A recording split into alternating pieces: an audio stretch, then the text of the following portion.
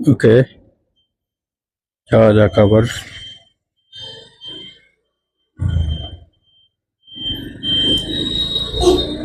আসসালামু আলাইকুম, কেমন আছেন ভিউয়ার্স?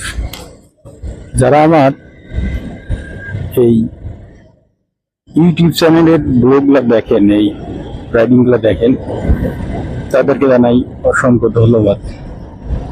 তো আসলে আমি এই ট্রেডে নতুন বলতে ফেসবুকে কাজ করি, পাশাপাশি ইউটিউবে আবার জবও আছে। সব মিলে আসলে সব থেকে এটা করা, মানুষ তো সবাই সব করে। আমি শুরু করছি, সবাই দোয়া করবেন যেন ভালো কিছু করতে পারি এই ট্রেডে। আমার ইচ্ছা আছে আরো ভালো কিছু করা, আস্তে আস্তে এগিয়ে। আজকে আমরা যাচ্ছি ময়মনসিংহ থেকে ঢাকার উদ্দেশ্যে। এটা হলো ময়মনসিংহ হাইওয়ে, ঢাকা টু ময়মনসিংহ। তো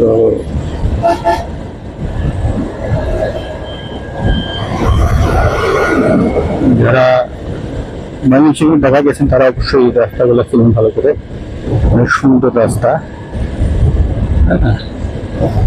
রাস্তাটা অনেক ফাঁকা থাকে ম্যাক্সিমাম সময়,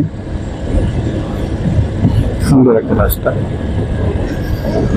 ইউটিউব, ফেসবুক সবাইকে উদ্দেশ্য করে বলতেছি, আপনারা আমরা যে ভিডিওগুলো আসলে বানাই অনেক রিক্সে, কিন্তু এই যে ভিডিওগুলো বানাচ্ছি যদি কেউ মনে করেন একেবারে সহজ, তা কিন্তু না ভাই।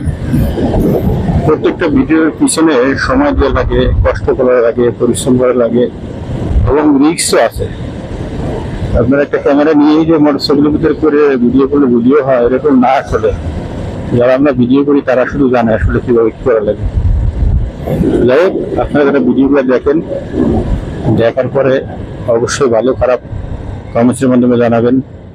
যদি বেশি ভালো লাগে তাহলে শেয়ার করবেন যেন আরেকজন দেখতে পারে।